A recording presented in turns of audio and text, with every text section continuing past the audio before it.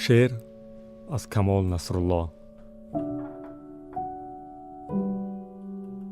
در حفظ جان ملت امروز اولینت، همشیره های شفقت زیبا و نازنینت.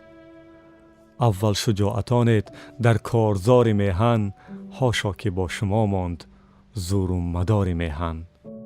جان در خطر نهاده روز و شبان به کارت، حقا که قهرمانت، حقا که جان سارت.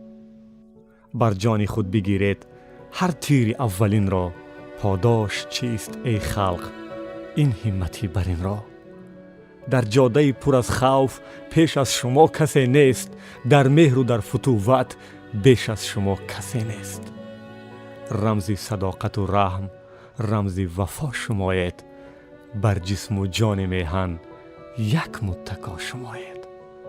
با مرگ در نبردت، حقا که مردت، داروی اولینی هر جان پر زیدر درد.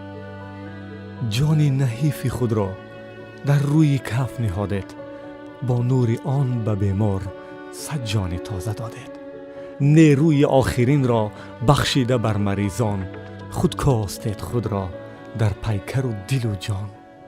صد جان رفته برگشت با شفقت و شفاتان، پاداشتان چی باشد پاداش بی بهاتان. آزرده جانتان کاش از غصه ها رها باد، پاداش اگر ندیدید پاداش از خدا باد. این گونه زهر و همت هر پهلوان ندارد، این گونه بانوان را روی جهان ندارد. امروز چون شما کیست در حفظ جان ملت، والله شما شمایید خود قهرمان ملت.